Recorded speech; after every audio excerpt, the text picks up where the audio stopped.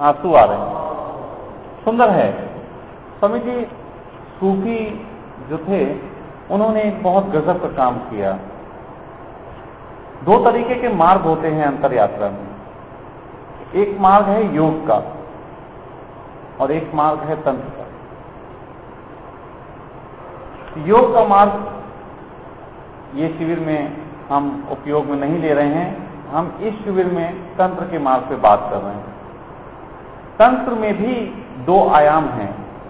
इनको समझ लेंगे तो आपको सूफी साधना के, अंतर यात्रा के और आपका जो प्रश्न है उसको उत्तर मिल जाएगा। सबसे पहले तो बात जानना जरूरी है कि तंत्र क्या। तंत्र यानी शरीर।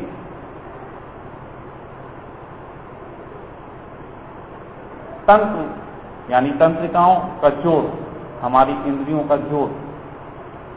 तो अतीन्द्रिय अनुभवों के लिए जरूरी है कि या तो हम इंद्रियों के पास जाके देख पाएं या इंद्रियों को शांत करके। अतीन्द्रिय स्वाद के लिए या तो इंद्रियों की शुद्धतम अवस्था चाहिए या इंद्रियों की मौन अवस्था। शुद्धतम अवस्था का जो मार्ग है वो शंकर का मार्ग है। शंकर भी तंत्र के मार्ग की बात करते हैं, लेकिन वो तंत्र की शुद्धतम स्थिति, वो तंत्र को शुद्ध करना, अपने शरीर की इंद्रियों को शुद्धतम अवस्था में ले जाना, ये मार्ग है। सूफियों ने थोड़ा सा दूसरे तरीके से यात्रा की। सूफी दर्शन कहता है कि परमात्मा हमारे अंदर है, हमारे रोम रोम में है, जगत में चारों तरफ परमात्मा है। तो फिर भूल कहां हुई? भूल हुई कि हमने उसकी तरफ से मुख मोड़ लिया। अगर किसी मेले में कोई बच्चा मां से खो जाए तो यदि वो मां को ढूंढने का प्रयास करेगा तो मेले में और खोता चला जाएगा। लेकिन यदि वो बच्चा वहीं खड़ा हो जाए तो मां उसे स्वयं ढूंढ लेती, कहीं कोई जाने की जरूरत नहीं है। परमात्मा के हम सब बच्चे हैं, वो मां की तरह हमारा ख्याल रखता है, लेकिन जब हम अपने प्रयास शुरू करते हैं तो उसकी दृष्टि हट जाती। तो सूफियों ने अपनी इंद्रियों को तिरोहित किया। उन्होंने कहा हम हटा लेते हैं अपने आप को, हम कोई भी प्रयास नहीं करेंगे, कोई भी। इसके लिए उन्होंने बड़ा गजब का काम किया। उन्होंने नृत्य किया, वो नृत्य में डूबे। नृत्य भी अद्भुत है। आज हम लोग सूफी संगीत सुनते हैं, सूफी संगीत होता ही नहीं, सूफियों ने कभी गाया ही नहीं। सूफी तो सिर्फ नृत्य में उतरे, और सूफी नृत्य का आरंभ ही होता है तो पहली स्टेज में ही कम से कम 5 घंटे तक का नृत्य है। कम से कम 5 घंटे। 5 घंटे के नृत्य के बाद अंदर का संकल्प यदि दृढ़ है कि मैं परमात्मा के चरणों में अपने को अर्पित कर दूंगा, तो शरीर की एक लिमिट है कि शरीर गिर जाएगा। शरीर गिरेगा, संकल्प खड़ा रहेगा, और इससे शुरू होता है आत्मदर्शन। कोई भी साधक जब तक आत्म साक्षात्कार से ना गुजर ले, वो साधक होता ही नहीं। आत्म साक्षात्कार का अर्थ जो सीधा सच्चा है वो है अपने ही शरीर को अपने शरीर से बाहर निकल के देखना, अपने ही शरीर को बाहर निकल के देखना। सूफियों की पूरी देशना इसी पे थी। उन्होंने इन शब्दों का भी इस्तेमाल नहीं किया कि मैं अपने शरीर को बाहर निकल के देखूंगा, बस उन्होंने छलांग लगाई, उन्होंने अपने को तिरोहित किया। हमारे इंद्रियों में, हमारे शरीर में और इस जगत में परमात्मा इस तरीके से ही है जैसे दूध में घी। आज तक जो तरीका दूध से घी निकालने का होता है, दुनिया में कोई भी वैज्ञानिक किसी भी चीज के अंतर की जब खोज करता है तो चाहे करोड़ों अरबों रुपए की मशीनें क्यों ना हो, उसके अंदर एक यंत्र घूमने वाला लगा होता है। मंथन, समुद्र मंथन किया गया था तो उससे विष भी निकला था, अमृत भी निकला था, सब कुछ निकला था। मंथन बहुत पुराना शब्द है, लेकिन मंथन हम भूल गए। हम मंथन को सिर्फ तर्क से जोड़ते हैं और वो भी सही से मत नहीं पाते। लेकिन इंद्रियों का जब मंथन होता है तो वहां से जो सत्य निकलता है वो प्राण रूपी आत्मा है। इस ध्यान प्रयोगों में जो भी व्यक्ति उतरेगा सूफी ध्यान प्रयोगों में इंद्रियों को थका के, तो वो पाएगा कि उसके अंदर का जो चित्त है वो फूट पड़ा, जो भी दमन है, जो भी दबा हुआ है, आंसू, खुशी, हंसी, जो भी है वो बाहर आएगा। ये शुभ है, ये शुभ है कि परमात्मा के लिए हम अपने को खाली छोड़ें। एक छोटा सा गड्ढा भी भर जाता है बरसात के आने पे, लेकिन पहाड़ सूखे रह जाते हैं। ये अकड़ का सौदा नहीं है, सूफी ध्यान सौदा है समर्पण का। ये समर्पण कला है। जो समर्पण नहीं कर सकते वो परमात्मा तक पहुंचने की बात ही भूल जाए। जबकि समर्पण यदि पूर्ण हो तो समर्पण ही संकल्प की पराकाष्ठा हो जाता है। समर्पण पूर्ण होना चाहिए। अगर किसी के प्रति आपने समर्पित किया अपने को, तो आपका समर्पण गौर करने की बात है, संकल्प हो गया, संकल्प हो गया। समर्पण के बीज से संकल्प का जन्म होता है, लेकिन संकल्प से जरूरी नहीं है कि समर्पण का जन्म हो। संकल्प से समर्पण का जन्म बहुत मुश्किल है, अहंकार का जन्म निश्चित है। इसीलिए वो तो कहते हैं कि 100 चलते हैं संकल्प के मार्ग पे तो 99 नहीं पहुंचते, भटकते हैं, कोई एक पहुंचता है। और समर्पण के मार्ग पे 100 चलते हैं तो 99 पहुंचते हैं, कोई एक भटकता है। सूफी देशना पे हम अभी थोड़ी देर बाद मैं उसको पूरा विज्ञान, सूफियों का क्या क्या विज्ञान था, सूफियों ने कौन कौन सी भाव रसाओं को अपने अंदर उतरने दिया, वो सब बात करेंगे। ये थोड़ी सी चर्चा जो मैंने आपको कही सूफियों के संबंध में, स्वामी जी का प्रश्न था इस प्रश्न के संबंध में कि ये समर्पण का खेल। स्वामी जी को मैं बहुत दिनों से बहुत निकटता से महसूस कर रहा हूं। इन्होंने संकल्प को ही अपना पूरा मार्ग बना रखा, ये संकल्प की ही यात्रा करता। लेकिन संकल्प से सदा अहंकार का जन्म होता है, ये मैं कहता हूं। कोई कोई लाखों में ऐसा होता है जो अपने अहंकार को गला पाता है, और जो गला पाता है वो समर्पण से भी ज्यादा प्यारे ढंग से, अहंकार के माध्यम से, संकल्प के माध्यम से समर्पण तक पहुंच जाता है। आज जो स्वामी जी के साथ घटता है ये बहुत छोटी घटना, ये आरंभ है। ये आरंभ है कि इनका मुख उस दिशा पे हुआ। समर्पण की ओर आज पहला मुख है। यही मुख का कारण है कि रुदन आता है और आएगा, दिन भर आएगा, और ये शुभ है, ये बहुत अच्छा है। मैं अपनी तरफ से प्रतीक्षा करता हूं उन लम्हों का जब ये पूरे उसमें डूब पाए। और किसी का कोई प्रश्न हो तो वो कर सकता है। मेरी इतनी बातों से कुछ प्रश्न उठे होंगे, अगर किसी का कोई प्रश्न हो तो करें, नहीं हम आगे की चर्चा बढ़ाते हैं।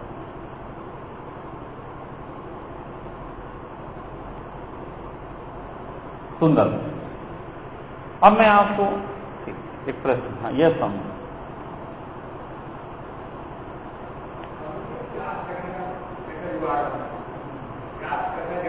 प्यास जगने का। बिल्कुल बैठे समझ।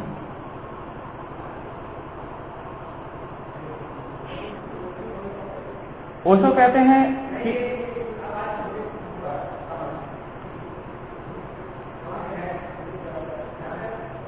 ठीक है, ओशो कहते हैं कि हर व्यक्ति के अंदर परमात्मा का बीज मौजूद है। कोई भी किसान ये जानता है कि बीज को जमने के लिए क्या चाहिए होता है।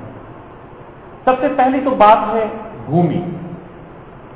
सबसे पहली बात है उपयुक्त भूमि मिले। फिर दूसरी बात है उपयुक्त दबाव, और तीसरी बात है उपयुक्त आर्द्रता, नमी। इन तीनों चीजों के बगैर बाहर का बीज भी नहीं फूटता, तो अंदर का कैसे फूटेगा? और बीज फूटे ही ना तो प्यास गहरी नहीं हो सकती, क्योंकि रखा हुआ बीज पानी की मांग, धूप की मांग नहीं करता। जब पहला किल्ला फूटता है तो धूप की, पानी की मांग शुरू होती है। दबाव की मांग तब हट जाती है, तब मांग रह जाती है पानी मिले, धूप मिले, ये दोनों ही चीजें। यही चित्त की भी अवस्था है। दबाव क्या है, भूमि क्या है और आर्द्रता क्या है, इसे थोड़ा समझ लें। सबसे पहले भूमि है कि हमें ऐसे लोगों का साथ मिले जिनके बीच रह के हमें परमात्मा की याद आए। सबसे पहले तो सूत्र है बुद्धम शरणम गच्छामि। यदि किसी बुद्ध का साथ मिल जाए तो निश्चित ही प्यास पैदा होती है। लेकिन इसमें थोड़ा सा संदेह है। वो इसलिए कि आपके अंदर जब पहला किल्ला फूटता है तो गुरु आ जाता है, यही अभी तक रहा है। लेकिन आपके अंदर ऐसी दृष्टि आ जाए कि आप गुरु को देख सकें, ये बहुत मुश्किल है। अगर आप गुरु को ही देख सकते होते तो आपको गुरु को तलाशने की जरूरत थी ही नहीं, गुरु आपको देखता है। तो पहला सूत्र थोड़ा मुश्किल पड़ा। पहला सूत्र तो बुद्धम शरणम गच्छामि उनके लिए है जिनके किले फूट है। दूसरा सूत्र है जिसको मैंने कहा दबाव। दबाव, हम जगत में रहते हैं तो जगत का दबाव ही परमात्मा की ओर अग्रसर कर सकता है। इसके लिए कहा गया प्रेम। उन्होंने कहा जब आप प्रेम करते हैं तो आप जिससे प्रेम करते हैं उसमें परम की मांग करते हैं। परम की मांग करते हैं, लेकिन हर परम की मांग, परमात्मा की मांग, हम चाहते हैं हमारा प्रेमी सबसे सुंदर हो, सबसे श्रेष्ठ हो, सबसे ईमानदार हो, उसमें हम सब कुछ देखना चाहते हैं। परम की मांग है ये, तो हम करते हैं, पूरी नहीं होती, थोड़ा आनंद आता है, थोड़ा विषाद आता है, फिर ऐसे ही खोजें बढ़ती रहती हैं, कई बार होती हैं, और किसी क्षण ऐसा होता है कि आंख उठती है और कहते हैं कि परमात्मा अब तू ही मिले तो काम हो, अब प्रेम से कुछ होता नहीं। इसे कहा गया हारे का हरिनाम। तो सबसे पहली तो बात यह है कि आपको ऐसे लोगों की संगत मिले जिसमें आप कुछ हो पाए, ये जो बनती है भूमि। भूमि के बाद दूसरी चीज होती है प्रेम, ये बनती है दबाव। जब प्रेम होता है आपके अंदर परम सौंदर्य की मांग उठती है, संसार में रहते हुए वो पूरी होती नहीं दिखती, ये दबाव बीज को टूटने में सहयोगी होता है। उसके बाद है आर्द्रता, नमी। नमी है इमोशन से पैदा होती है। जब हम किसी के प्रेम में भर जाते हैं और वो नहीं रहता, हमें जगत में सब प्रयासों के बाद लगता है कि हमने कुछ नहीं पाया, तो फिर आंख उठती है उसकी तरफ, आंसू बहते हैं, समर्पण आता है किसी के प्रति, दया, दान, जितने भी ये चीजें बताई गई हैं, दान, पुण्य, ये अच्छे लोगों के लिए कुछ करना, ये सब चीज आर्द्रता का काम करती है। लेकिन खाली आर्द्रता भी कुछ नहीं कर सकती, खाली दबाव भी कुछ नहीं कर सकता, खाली भूमि भी कुछ नहीं कर सकती। इन तीनों चीजों का समावेश ही कुछ करता है। अगर आप बीज को केवल पानी डाल दें, उससे किल्ला नहीं फूटेगा। अगर सूखी मिट्टी दे दें, उससे कुछ नहीं होगा। इसलिए जरूरत है तीनों चीजों की। वही तीनों चीजें हमें भी जरूरत पड़ती है। ये तीनों चीजें ही हमारे अंदर से किल्ला फूटने का काम करती हैं। तो सबसे पहले जो बुद्ध ने कहा था, बुद्धम शरणम गच्छामि, पहली चीज मुश्किल है, इसलिए दूसरी चीज उन्होंने कही थी संघम शरणम गच्छामि। यदि बुद्ध ना मिलते हों, धम्मम शरणम गच्छामि, अगर बुद्ध ना मिलते हों तो धर्म की शरण में जाओ। लेकिन ये भी थोड़ा कॉम्प्लिकेटेड है, क्योंकि धर्म का बहुत गहरा सार है, गहरी परिभाषाएं हैं। जब तक वो ना जान ली जाएं, हम सही धर्म की शरण में नहीं जा सकते। फिर तीसरी चीज है संघम शरणम गच्छामि। कोई भी बुद्ध पुरुष आपको एक चीज तो देके जाता ही जाता है, और वो है संघ। जहां भी बुद्धत्व का बीज जमता है, वहां संघ पैदा होता है, और उस संघ का जो साथ करता है उसमें आर्द्रता पैदा होती है। संघ का साथ, आर्द्रता का पैदा होना, और यदि प्रेम ना भी कहीं हुआ हो तो संघ के साथ प्रेम पूर्ण हो जाना इन तीनों चीजों को पूरा कर देता। तो संघम शरणम गच्छामि, संघ के साथ प्रेम से भरे होना, ये पर्याप्त है प्रभु की प्यास को पैदा करने के लिए। ये तीनों चीजों का जोड़ ही प्रभु की प्यास पैदा करता है।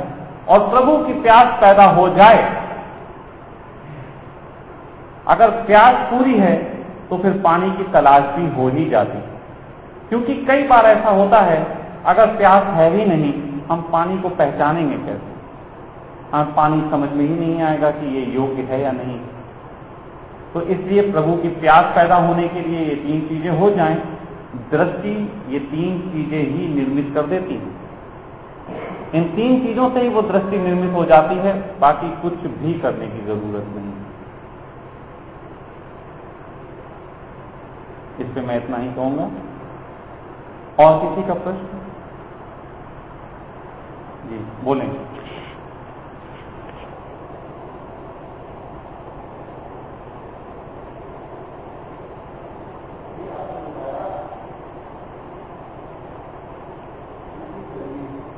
जी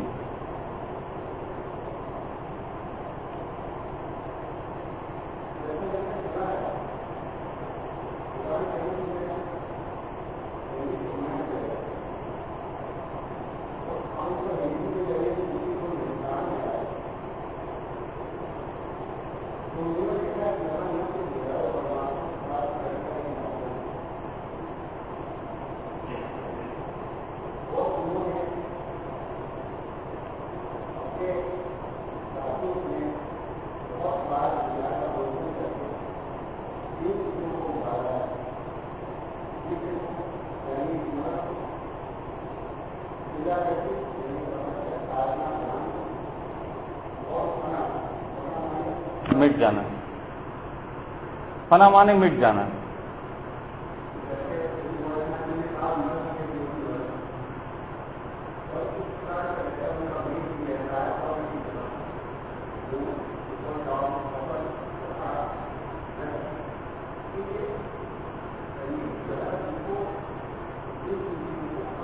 हाँ, मैं बिल्कुल बैठे हैं। सुंदर प्रश्न है, बहुत गहराई के साथ आपका प्रश्न सूफी साधना को एक नया आयाम देगा।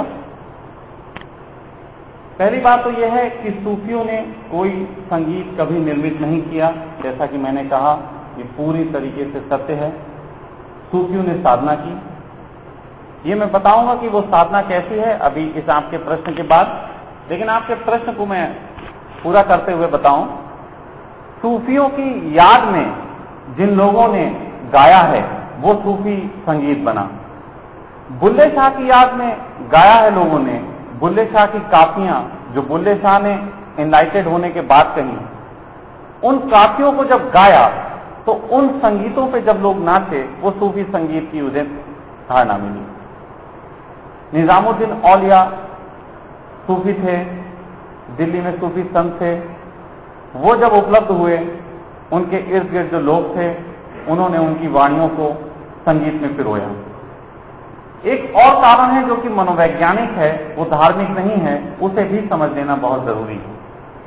और वो कारण है कि जब मुस्लिम धर्म भारत में प्रवेश किया तो उस प्रवेश के साथ जो है यहां पे उन्हें अपने प्रचार के लिए उन्हीं चीजों को अपनाना था जो यहां चलती थी।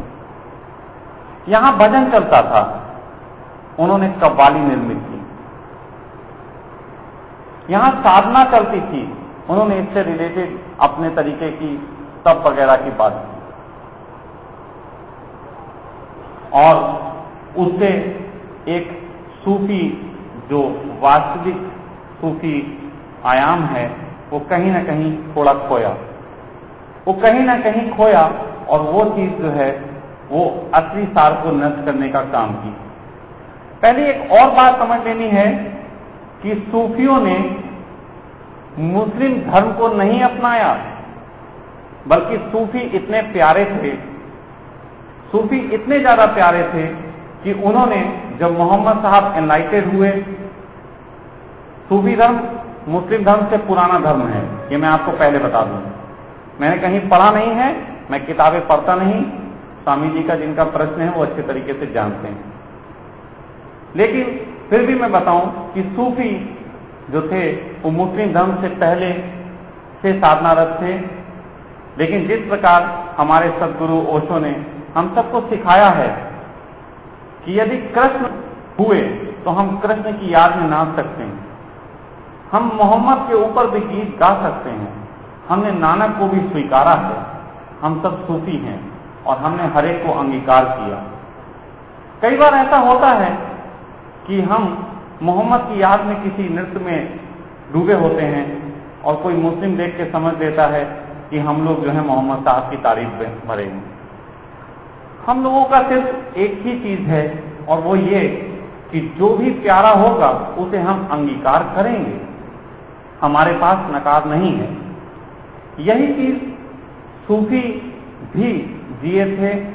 इसीलिए जब मोहम्मद एनलाइटेड हुए, मोहम्मद की देशना का प्रचार बढ़ा तो उन्होंने उसका समर्थन किया। सूफियों ने मोहम्मद का समर्थन किया, लेकिन अपनी अंतर प्रज्ञा को, अंतर्दृष्टि को नहीं छोड़ा। उन्होंने किसी संगीत का इजाद नहीं किया, वो अपने तरीके से डूबते रहे। लेकिन जैसा मैंने कहा कि उनको चाहने वालों ने कुछ संगीत भी बना लिए थे। तो जो व्यक्ति दूसरे बुद्ध पुरुषों की देशना को समर्पित हो सकता है, वो अगर उनके प्यारों ने संगीत बना लिए हों तो उनके प्रति भी समर्पित हो सकता है। यही कारण रहा कि सूफियों ने संगीत पे भी नृत्य कर लिया अगर कहीं बजा दो, लेकिन मोहम्मद की देशना में संगीत का कोई स्थान नहीं था। उसमें भी कारण है, उसमें कारण है मोहम्मद जिन परिस्थितियों में, जिन जगहों पे, जिन लोगों के बीच काम कर रहे थे, वहां शायद संगीत की, प्रेम की इतनी गहरी समझ नहीं थी। वो सब पदार्थवादी लोग थे। यही कारण था कि मोहम्मद ने संगीत को जो है अस्वीकार किया, लेकिन कहीं कहीं पे सूफियों के प्रति प्रेम भी दिखाया। हम सब इस सूफी नाम से उलझ जाते हैं और समझ बैठते हैं ये मुस्लिम देशना का ही एक आयाम है, जबकि ये मोहम्मद की देशना से पहले था, प्राचीन है और ये बिल्कुल अलग आयाम है मोहम्मद की देशना के अतिरिक्त। लेकिन मोहम्मद की देशना में एक चीज जो गूंजी है जिसका नाम है सजदा, नमाज। मोहम्मद नमाज को जन्मने वाले जन्मदाता नहीं है, मोहम्मद से नमाज नहीं जन्मी। मोहम्मद खुद भी नमाज में बैठा करते थे और बैठे बैठे एक दिन उनको सजदा घटा। उसके बाद मोहम्मद ने उस विधि को पूरी दुनिया में फैलाया जो नमाज के रूप में जानी जाती है। सूफी उस विधि का पहले से इस्तेमाल करते आ रहे थे। हमारे गुरु उसको निश्चल ध्यान योग के नाम से कहते हैं। निश्चल ध्यान योग वही सजदे में जाने की, सहजतम प्रक्रिया है, नमाज जैसी नहीं है, बल्कि शुद्धतम वो प्रक्रिया है जिस प्रक्रिया से गुजरकर मोहम्मद बुद्धत्व को उपलब्ध हुए। सूफियों ने उसको किया है और इस शिविर के दौरान हम लोग भी उसको करेंगे। तो ये स्वामी जी जो आपने प्रश्न किया ये बिल्कुल सही है, लेकिन इसमें बहुत सारे कॉम्प्लेक्शन हैं, उलझाव हैं। उन उलझाव को मनोवैज्ञानिक, धार्मिक, करुणा सब चीजों के आधार पे यदि आप धीरे धीरे उनको छटनी करेंगे तो ये प्रश्न आपका सॉल्व हो जाएगा। इस प्रश्न से मैं इतना ही कहूंगा। और कोई प्रश्न किसी और मित्र का?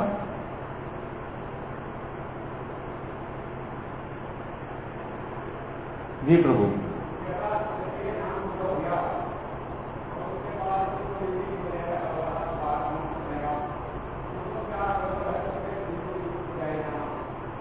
स्वामी जी बिल्कुल सही। स्वामी जी ये जो शरीर ध्यान का प्रयोग है ये 40 मिनट का प्रयोग है। पहला 10 मिनट का चरण सांस का था, दूसरा 10 मिनट का चरण कथॉर्सिस, तीसरा कथॉर्सिस के साथ साथ मैं कौन हूं, और चौथा 10 मिनट का मौन का। ये 40 मिनट बाद ये ध्यान समाप्त हो जाता है। उस समाप्त हो जाने के बाद अहोभाव के रूप में, परमात्मा को धन्यवाद के रूप में मैंने वो 3-4 गाने भक्ति के डाले जिससे अहोभाव को जन्म दिया जा सके। ध्यान 40 मिनट का था, वो 40 मिनट तक पूर्ण ध्यान हुआ है। उसके बाद वो ध्यान समाप्ति के बाद वो उसमें आयाम जोड़ा गया। ये संचालक होने के नाते मेरा अपना भाव है कि मैं किस पल आपको क्या दे पाऊं। स्थितियां देख के मुझे लगा कई लोगों के अंदर रुदन फूटता है, तो मैंने उन गानों का उपयोग किया जो आपके अंदर से, जिस प्रकार कुएं में बाल्टी डाल के हम पानी बाहर निकालते हैं, हम सब शब्दों से इतने ज्यादा प्रभावित हो गए हैं कि शब्दों से ही हम सब चीजों को जानते समझते हैं। तो शाब्दिक गानों का प्रयोग मैंने इसीलिए किया कि वो भावपूर्ण होके एक बाल्टी का काम करे, जिससे हमारे अंदर जो चीज है वो बाहर आ सके। कुछ मित्रों को उसका फायदा हुआ, मेरे लिए ये पर्याप्त है। मैंने कोई नियम ना तोड़ा है, ना तोड़ना चाहता हूं, ना मेरी कोई आकांक्षा है। ध्यान को पूरे 40 मिनट का था, आदेश जैसा ओशो का था वो 40 मिनट का किया गया है। उसके बाद ये मेरा अपना भाव है कि मैं उसको किस ढंग से लोगों को और अच्छे ढंग से आगे लेते हूँ, क्योंकि आप सब साधक हैं। अगर हम ओशो की देशना को ही एक सीडी बजा के सुनना शुरू करेंगे तो फिर किसी संचालक की आवश्यकता नहीं होती। संचालक की आवश्यकता है कि वो अपनी अंतर्दृष्टि से वर्तमान में लोगों के अंदर किस प्रकार के भाव फूटते हैं उनको संभाले और उनकी यात्रा में सहयोगी बने। मैंने यही किया। यदि मुझसे कोई भूल हो तो आप सब क्षमा कर सकते हैं।